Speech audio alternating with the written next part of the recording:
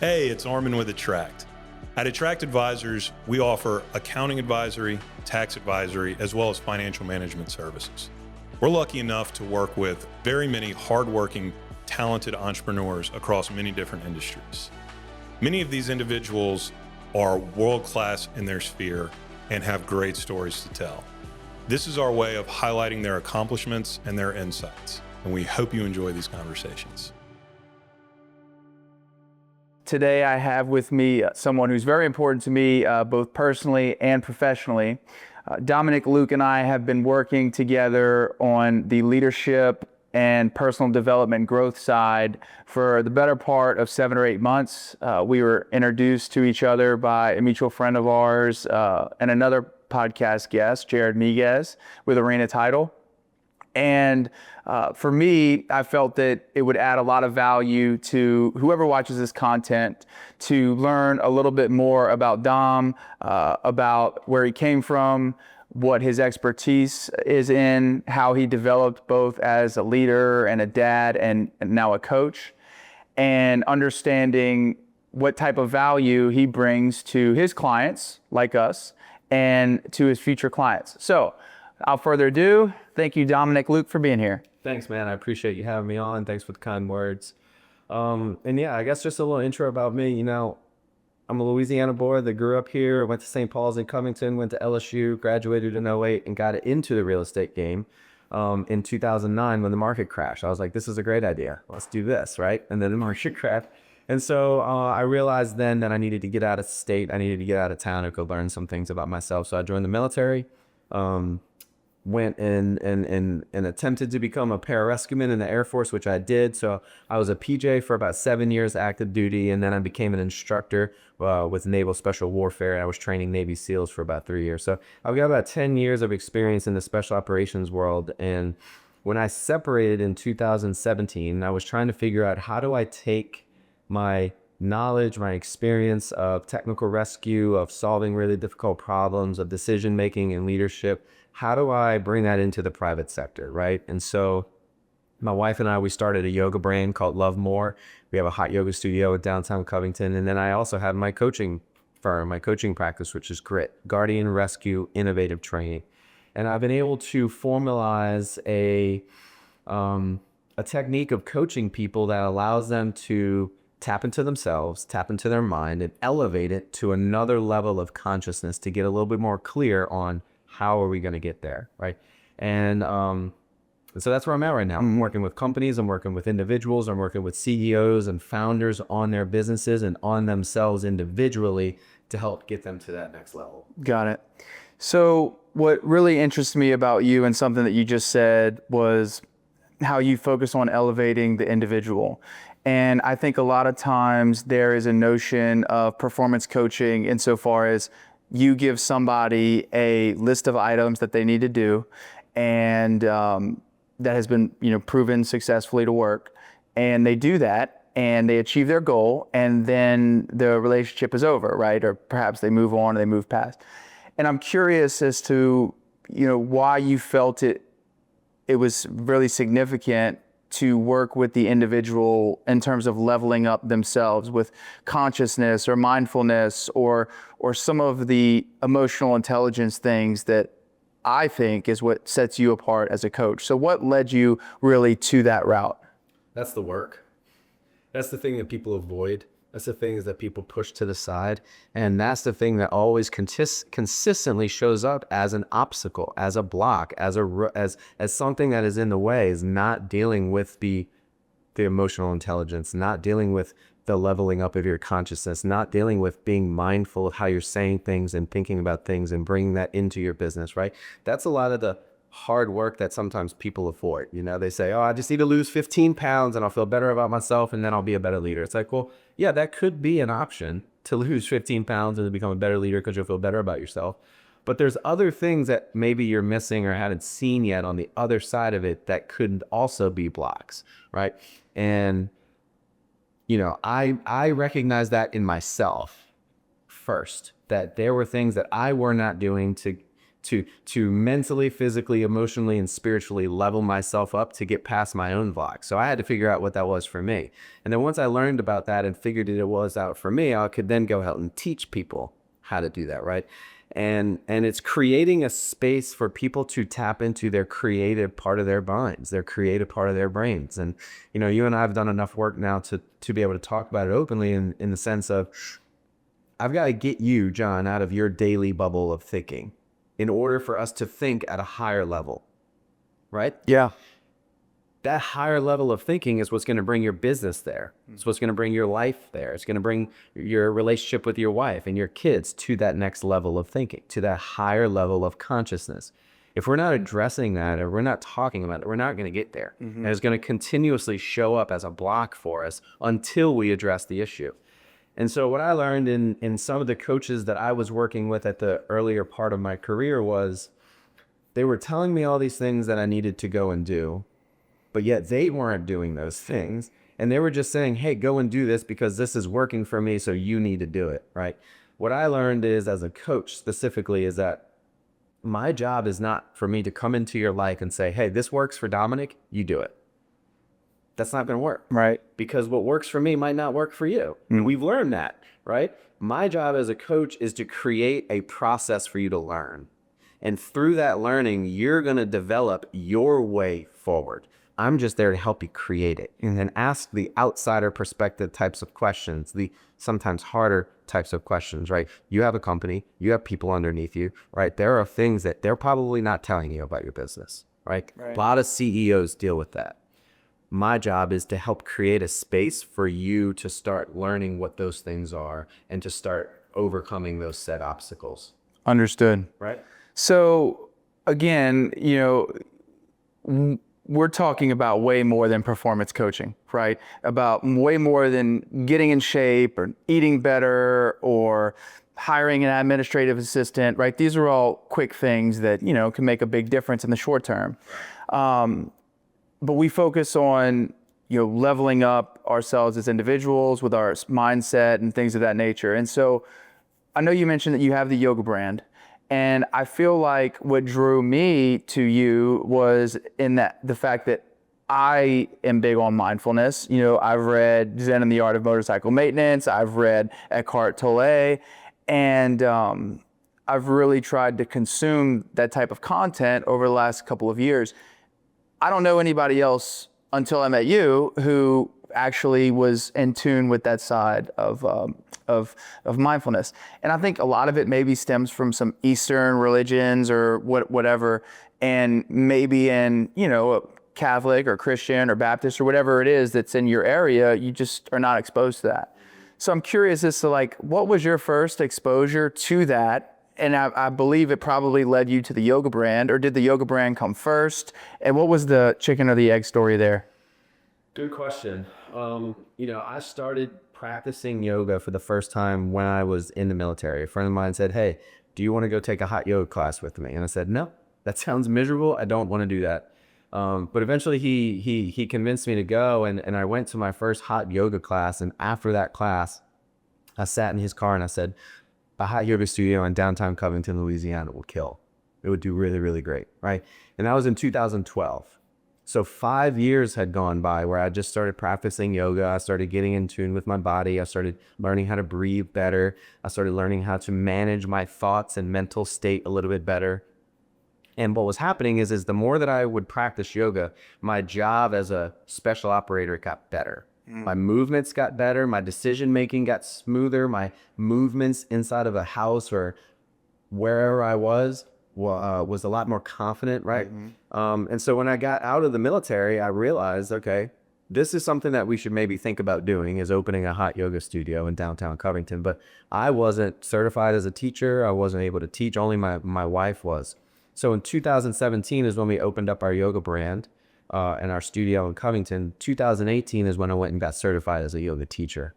And that's when I think things really started to come together for me, in the sense of there's a lot of other bigger things that are happening out there that I was able to now start putting dots and connecting them, which allowed me to tap deeper into myself. And I think that's part of the question that you're asking, and that's part of the work that you and I do, is I create a space for you to tap deeper into John Roberts. And through tapping deeper into who you are, the questions that I ask and the work that we're doing, the clarity is there a whole lot faster because you're in tune with yourself. And that's a majority of the work that I do with CEOs and founders of their businesses, is connecting them back to themselves. Because we are so disconnected from each other. We're also disconnected from our own self because of the wheel of stuff that we got going on in our life. As the outside coach coming in, I get to see all of that outside stuff that you're swimming around in, and I have to figure out, how do I tap you back into yourself? I mean, yoga helps, breath work helps, saunas, ice baths, runs, conversations, all of it. It all helps create the space to, again, level up your thinking to another level to where things become a little bit more clear. Yeah. And, you know, what I love about your business as a coach, and then also your yoga brand, is that it's a very similar point in your life Armand and I are in our lives. And, you know, we all have young children. I know you have 3 children.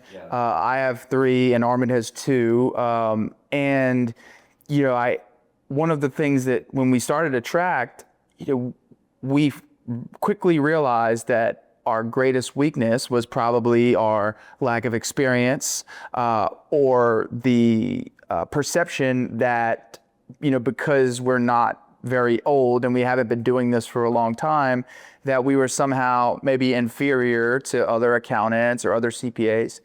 And so I'm curious as to, you know, how were you able to win the hearts and win the trust of some of your early clients, given that, you know, you're a great pararescueman and you're a great, you know, business owner on the yoga side, but what do you really know about coaching?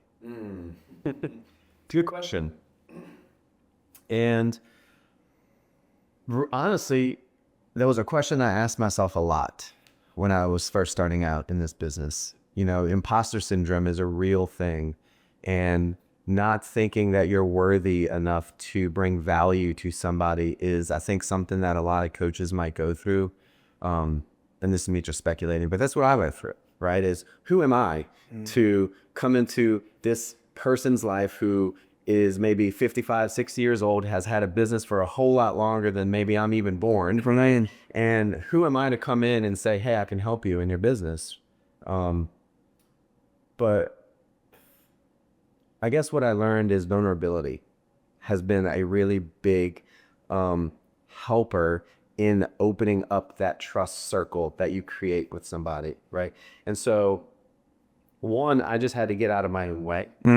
I was the obstacle, and recognizing and saying, I am devaluing myself for some reason, and I don't know why. I'm in my own way of going out and getting these clients because I don't think I'm worthy enough, because I don't have the experience or the value that I think they may need. But the more I put myself into those uncomfortable positions of having those vulnerable conversations and guiding people through a process, I started to realize, wait, hold on. My process is working. Whether you're 60 years old and you're trying to sell your $100 million business, or you're 32 years old and you're just starting out your business, the process that I've created and formalized for people to go through, it works. And it's not because I say it works, it's because it is you. You're the one doing the work. I'm just creating the space, right? And so I had to get out of my own way. And this is kind of the part that led me to coaching, is I had coaches telling me to do things that they were not doing. I couldn't be a coach and say, hey, client, you got to be vulnerable, but I'm not going to be vulnerable. Right? So I had to I started my business on leading by action versus leading by words, and saying, hey, client, you do this. It'll uplift you, I promise. But I'm not going to do it. I had to lead. I had to show them how to do it. I had to show my early clients how to be vulnerable. So I got vulnerable. Yeah. I had to show my clients how to work through hard things. So I work through hard things, right? Sitting in an ice bath for 3 minutes is really hard, right? So for the client to feel confident that he could do it, I did it first. Right. To build that trust. I taught them how. And that's the thing I think I enjoy the most about being a coach, is that I get to teach people the things that I know. And then they apply it if they want to apply it in a way that's going to help them further their life. Not it's not for me. It's just knowledge that's being passed through. I'm just a vessel for them to learn from and uplift themselves. Yeah. And for us, at Attract, we very much in the beginning were worried about our weaknesses, right? Similar to you, what is a 30-something-year-old accountant going to tell me about running my $100 million business, or what I need to do, or what adjustments that I need to make? And we felt that our lack of perceived experience or lack of age even could be viewed as a weakness. But we flipped that on its head and turned it into our strength. Right. Because we're not 55-year-old, gray-haired, pleated pant-wearing, accountants. That means we're better communicating. We're better communicators. We invest in technology that help us run a client's business a little bit better, or help them run their business better. To invest in systems and processes that we know how to implement because, we grew up with the iPhone, right? And we grew up with laptops and those things. And your mindset is completely different. Yeah. Completely different. Your 32, 34, 30-year-old mindset of starting a business is completely different than a 55, 60, 65-year-old person who's about to sell their company or has been doing this a while. You're totally different. You're in growth and hungry mode, right? So it's the mindset shift has to take place. Yeah. And that's part of this process that I'm talking about when I talk about coaching people. It is shifting the way that you think about things. And it's not even shifting and changing the way that you do things. It's just being able to see the complete other side of it that help you either make a decision on, yes, this is what I'm doing, or no, I didn't even think about that. Let me think about it in a different way now, right? That's my job as a coach, is to create that setting to where the person feels safe enough, they can get vulnerable, right? We can work through some hard things. We can have some hard conversations, and then we can look at a completely different perspective on the way forward for that specific thing that we're working on. I love that. And what I love too about a coaching relationship in general, and especially ours, is the intentionality of it. I think a lot of business owners go day by day, and at the end of the day, like, man, what did I do today? And you very much get caught up working in the business and not on it. And I'm curious as to, like, for you as a coach, some of the more transformational, I guess, wins that you've had over time, but really the wins in terms of making intentionality a part of a business owner's life or of a leader's life, and then ultimately what happened to them individually as well, and then how did that translate over, to their businesses? Well, I'm going to reverse this psychology, and I'm going to ask you. Yeah. Because you are hunted, and we still have a lot of work to do. We're just getting kind of this coaching relationship started. But in terms of the work that we've done so far, how has these coaching sessions transformed you? What has it done for you? Yeah. Well, number one, I've always been very humble to recognize the fact that I need coaching, and that I need really someone who is not my wife, who is not my business partner, who is not, a team member of mine, who's not my parents, and who is not really necessarily my friend. Because where I found myself in a position where, my friends who had businesses at a level where I wanted to be, I felt like I was bugging them, and they would never admit that I was. I just felt like the give-take relationship, I was taking way more than I was giving. And so I felt the importance, or I felt the need to hire, a coach. And, we've talked already about the things that drew me to you, and the relatability, and the fact that, we're at the same spot in our lives as men and husbands and business owners. But the transformation that's happened for me personally, and then me and my business, is ultimately evaluating where I'm at and having somebody who's going to tell me something bad. Like, tell me the bad news. Like, John, the bad news is you handled that wrong. And I can't be mad at you because we have a professional relationship. Like that's kind of like what I brought you on to help me with. And not only are we able to diagnose the issue, but we define the solutions and then we track against those solutions. And so for me, there are so many things if anybody knows me, my calendar is through the roof.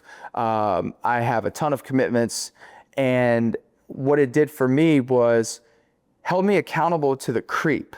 You know, I have a book over there, Outwitting the Devil, written by Napoleon Hill, and he talks about the drift. Like the creep is the worst thing that could happen to any person, both personally and in business. And so like for me personally, maybe it was I'm going through the motions at the gym. I'm eating clean, you know. Ish. Yeah. I am on social media way more than I need to be. And I find myself like in a family environment just scrolling Facebook. Like what? When you step back and look at it and you have somebody who's going to call you to the mat on that, it's a no-brainer. And for someone with an outside perspective to say, John, I have children who are older than yours, and these are maybe a mistake that I made or a mistake that I see other high performers like you making, don't do that. And then I go home and I don't do it because, you know, I was coached to not do it. And my wife is like, what got into you? You know, and because I have someone holding me accountable, that's ultimately what the most important piece of our relationship is somebody to hold me accountable. And so what it's allowed me to do is not take myself so serious. It's allowed me to, you know, have someone who I can count on. And again, a lot of times when somebody has issues or business problems or whatever, you feel like when you tell someone, you're now burdening them with it. But I don't feel that, you know, with a coach because, again, that's why you're here. That's my role. And so, you know, I've never done therapy or anything like that, but I'm open to it. But I feel like we very much have a therapist to patient relationship at times. Mm-hmm. And then it's someone who, because of your experience with your other clients, you know what could generally be a good move. Dom, what do you think about this? Is this a good move? And you've got the network too, who, you know, you've built it up to where you have lessons that you've learned through the obstacles. And so for me, it's been really great, both again, as a dad, a business owner, as an individual. And I feel like intellectually, spiritually, physically, I'm at a point where I've evaluated where I'm at, where I've come from, and I know what it takes to get to that next level. So just having that plan, that clarity, it's the same thing we do for our clients. We go in, we build a budget and forecast, and we track against that plan. But at the same time, you know, if you're a business owner who's providing products or services, you are the provider. But who is the provider to the provider? And that is where coaching comes into play. Amen. So, yeah. I appreciate those kind words and sharing your story of how, you know, just in our short amount of time that we've been together, the things that you have transformed and the things that you have shifted, right? And I'm also going to challenge you in the sense of, I rarely say don't do that, right? The way that I look at things, it's like, okay, now you know. You choose whether you're going to continue doing that or not, right? It's not my job, again, as your coach to say, hey, don't do this thing. Mm-hmm. All I can do is provide you with the knowledge and the information that I know, whether this happened to my other client, maybe you want to consider not doing it then or whatever. But at the end of the day, it's you. Mm-hmm. You know this now, where you're the one that has to do the work. You're the one that has to integrate all the things that we work through in a session, right? I can only do so much for you before you actually have to take ownership of all that stuff, right? And so that kind of leads me into the clientele that I work with, right? Because I am not a coach that's just looking to coach every single person in the world, because not everybody in the world needs a coach. Not everybody in the world wants to be coached, right? I look for the people that are looking ahead, that are forward thinkers, that are saying, hey, how do I get to the next level? What's the person that I can get into my organization or into my life that's going to help me get there? Right. And so the types of clients that I look to work with are the ones that want a coach, not the ones that I need to convince to have a coach. Right. And you came to me looking for a coach. Right. You are my ideal client because you are a forward thinker. You want a coach, you want to do the work, and you're willing to get vulnerable to do that type of work. Sometimes business owners and CEOs, founders, and even politicians, because I work with I work with a group of politicians that are really great. They're all forward thinkers. They're all thinking, how do I get to the next level of my business, of my life, of all these things? So they're willing to do the work. The ones that don't work out too well in this process are the ones that think they don't need a coach, that just want some type of outsider perspective looking in. It's like, listen, I'm probably not the right guy for you. You know what I mean?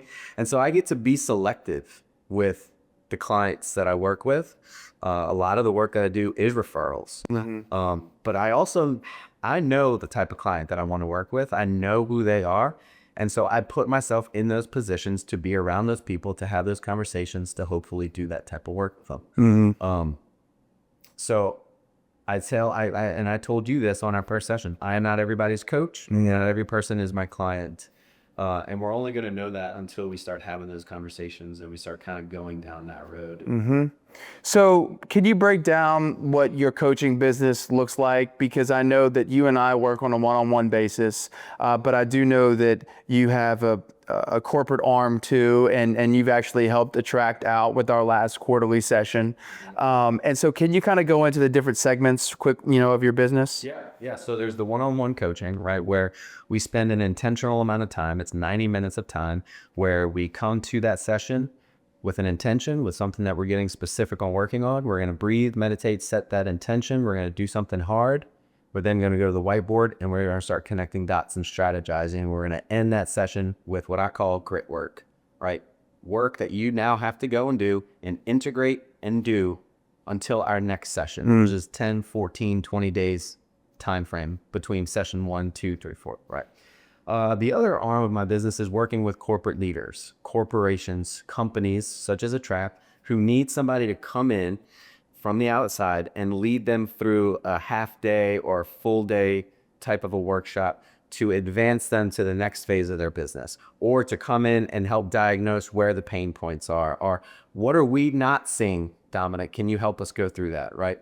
What I'm doing with you guys, leading 90-day quarterly meetings for you guys and being the facilitator of that space, creating the space for you off-site, out of your office so that you can get creative, right? And diving into the work and continuing that, right? So that's really the other arm of my business, is working with these corporate leaders and executive boards and directors and executive leadership teams, I guess is really the best way to put it. Whether it's monthly, whether it's quarterly, whether it's, yearly or whatnot, but getting them out of their space into an offsite location so that we can start diving into the work. What happens in that team building, right? You are no doubt going to learn something about your team that you probably didn't know before, right? You're going to be vulnerable. We're going to have hard conversations. We're going to talk about next year's quarterly goals. We're going to talk about the missed goals that we had for this quarter. Like, all of that's going to happen in the session. And there's going to be what I call a value transfer, where I'm going to transfer all my value, knowledge, and experience that I can into you and your team. And in return, y'all are going to teach me something, whether that's through how you're going to work through this problem or whatever it may be. But there will be some sort of knowledge value transfer in those types of corporate settings. Awesome. And so I realize that what you're coaching on is a mixture of your experiences as a PJ and as a business owner and as a yoga instructor and all the things. But I'm curious, because ultimately what you're doing is, with me at least, I feel like it's kind of like a leadership coach. You're teaching me to be a better leader. And even in the corporate world, that's why you work with the leaders, right? And so I'm curious as to, like, who were your leaders, and like what were some lessons that you may have learned from your mentors along the way, that where you could take bits and pieces of it and transform it into the product or the service that you have imparted on me personally, Attract, and all of your other clients? Good question. I have a few that I look up to. Some of them are still in the military. But then I also have a few people that I look up to in the sense of this is what I am not going to do. Right. So I've worked for some people that I vowed that I will not work for somebody like that again. There's been lessons of that I've learned from working for those companies and people that it's like, I'm here to learn what not to do. Right. But there was my lieutenant colonel in the Air Force. He's one of my mentors. I'm not going to say his name because he's still active duty, but he always had this saying, be leaders of men. And what he meant by that was, in order to be a leader, you have to lead. You can't just say it. You have to be the first one on the ground. You have to be the one leading from the front. And so he always had the saying of, be leaders of men, meaning every single person in this unit is you have to step up into that leadership role and lead from the front. Don't just say what you're going to do, actually go and do it. Right. And that has been a big part of my coaching business in the sense of, if you're going to say you're going to do this, now I'm holding you accountable. Be a leader of men and lead your people. Lead yourself, lead your family, lead your business, but actually do the things that you're going to say you're going to do. And so that was a big thing in my early part of my military career, where when somebody keeps saying something over and over again and you keep hearing it, right? It's like, okay, what does this actually mean? Be leader of men. Be the leader of men. Be the leader of men. Be the leader of men, right? And so I just kept, and then it kind of just all started coming together. It's like, oh no, I have to be the leader. I have to be the one to lead from the front. Everybody else will be their own leader and they will follow, but lead from the front, be the leader of men. And then I think, the other big thing that has helped me in all of my businesses, whether it's the yoga studio or the other coaching, is you gotta enjoy it. Like you really do have to enjoy what it is that you bring into the table. And so I have made a conscious choice in my life to not just go and take that big government paying job because it pays really well and I work for the man and yada, yada, yada. I have decided to go down a road with something that truly fills my cup up, something that truly makes me happy in helping other people achieve their goals, get to the life that they're trying to achieve, and all of these things. And so that brings me a lot of joy, and that's what I want to continue to do. And I learned that from watching the people that I looked up to enjoy what it is that they were doing, and got the most fulfillment and reached their peak goals of life and business because they truly enjoyed what they're doing. And then I think the last third piece of kind of experience or value that I've received from some of my mentors is, you got to know every aspect of your business. Every single piece and aspect of your business you have to know, in and out. Right? You may hire a marketing person and put them in charge, but you better know the marketing role. Right? You may hire a secretary or an assistant, but you better know what their job is. You better know how to do it. You may hire this or that. Knowing every part of my business and how it works and how I can use that knowledge to uplift somebody else helps me just be a better coach. And I want to dig just a little deeper into the military piece, because I have a ton of respect for anybody who's ever been in the military. Obviously, a lot of our dads and grandfathers were in it. And I feel like there is a hard feature of hard men creating easy times, right? And easy times creating soft men, and soft men creating hard times. And at Attract, one of our core values is extreme ownership, and it's based off the book by Jocko Willink, who, is a former Navy SEAL commander. And I mean, he has exemplified taking military strategy and leadership and turning it into the corporate world. And he's someone who I look up to a lot. And And so that's why we adopted extreme ownership as a core value, which means that at the end of the day, as a leader, everything that happens is my fault. And as an individual, everything that happens in your life is your fault. And being able to impart that on our team has been really good, because now instead of pointing fingers, everybody's fighting over pointing fingers at themselves. And that's honestly what drew me to you, was your high level military experience. And so I'm curious as to, what is it really in your life? Like, was the military super transformational for you, or was it something that really fine-tuned who you were already as a person? And how have you been able to maintain that being out since 2017? Humility. So I learned this when I graduated my PJ pipeline. I got my maroon beret, the coveted hat that we wear, and I went to my first duty station, and I'm like, I'm a PJ. I know it all. I didn't. And I showed up at my first team not knowing anything. And I quickly learned that there are people that are bigger than me, that are faster than me, that are stronger than me, that are smarter than me, that are better leaders than me, that are better listeners than me, that are better PJs as an overall than me. And so I was quickly reminded that I had a lot of work to do, right? And that has played into all of the things that I kind of help people with, as well as is understanding that there's always going to be something out there that's bigger, stronger, faster, smarter than you, whether it's a problem in your business or whether it's a relationship problem in your life, or there's always something out there that's going to be an obstacle. And so having humility and recognizing that can sometimes make it a little bit easier. It's a little bit of an easier pill to swallow, and that's one of the bigger things that the military taught me was be humble. Yeah. Be humble. Yeah. Yeah, I love that. And it's hard as men and leaders and as business owners, because we're the guy, right? Everything ends with us. Like, I have the final say.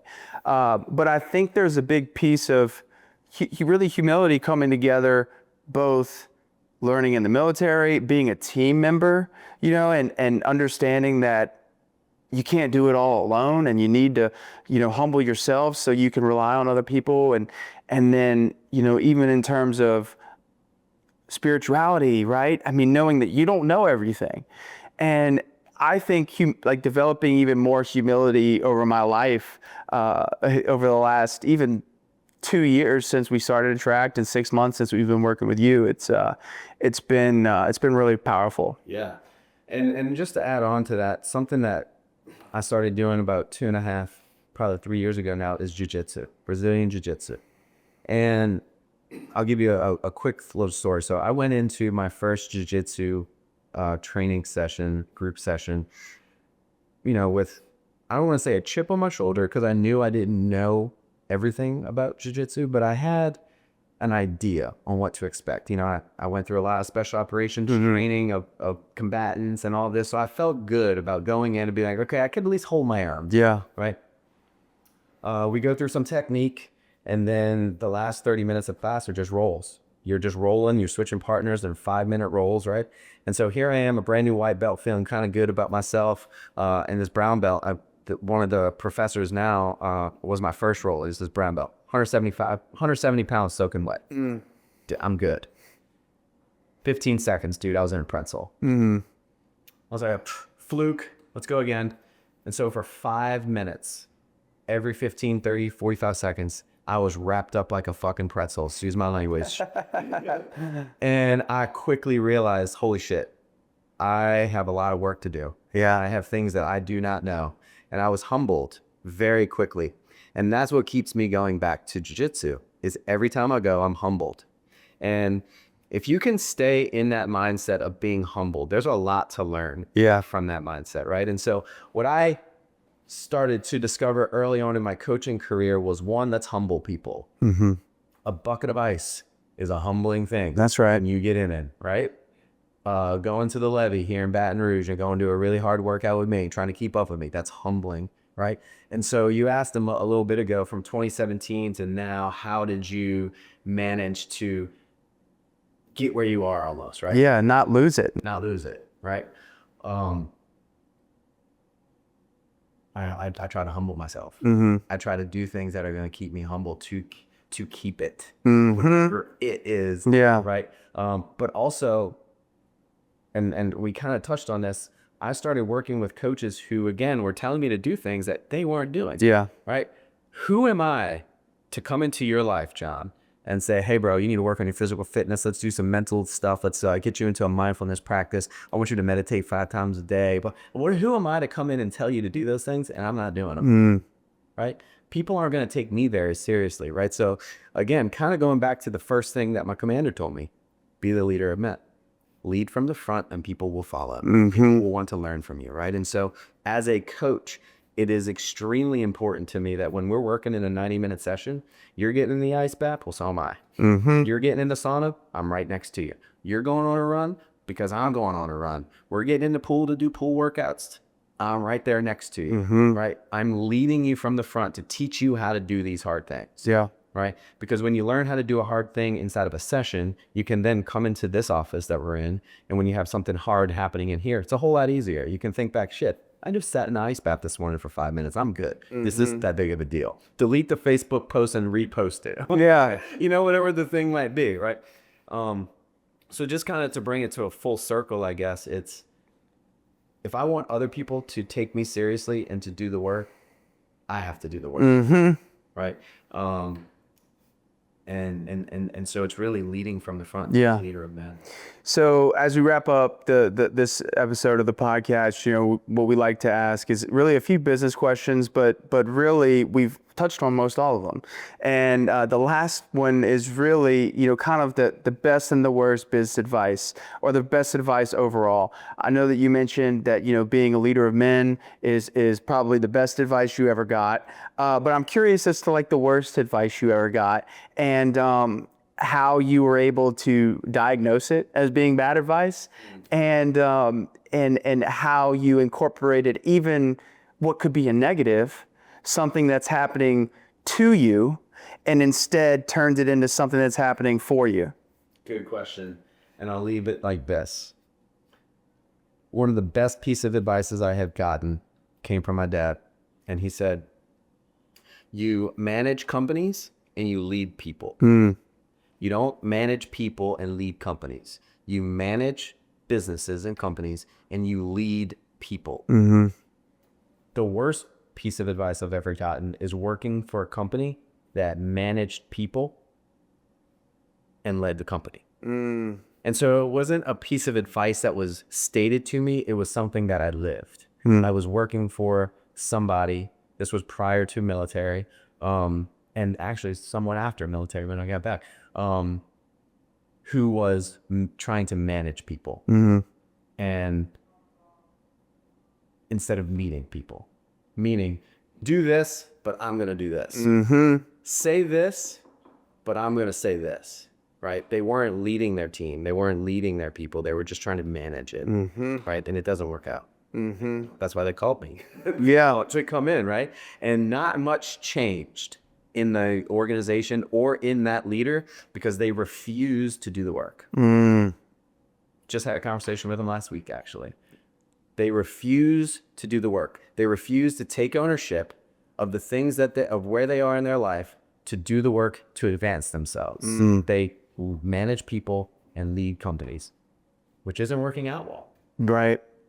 Well, that's great advice, and it's been great, you know, talking through this with you and learning more about you and your business. Can you tell our followers a little bit about how they can get in touch with you, or you know, maybe what the next step might be if they want to learn more about you? Yeah. So if you want to just learn more about me and my coaching process and what that looks like, you can go to my website, www.dominicluke.com, DOMINICLUKE.com.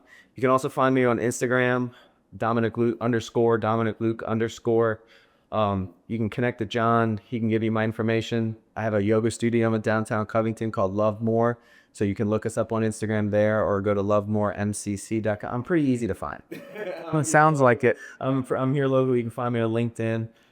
But if any of the things that we talked about today, if you're a leader in your organization and you're trying to level yourself up, contact me. We can have a conversation that we can see where it goes and see if I am the right coach for you and if you are the right client for me. Well said. And again, just to close it out, Dominic has been instrumental in my life already in the very short time that we've been working together. I hope that you guys, the watchers and the listeners, have been able to gain some value out of this. And with that being said, we'll see you next time. Thanks. Take care.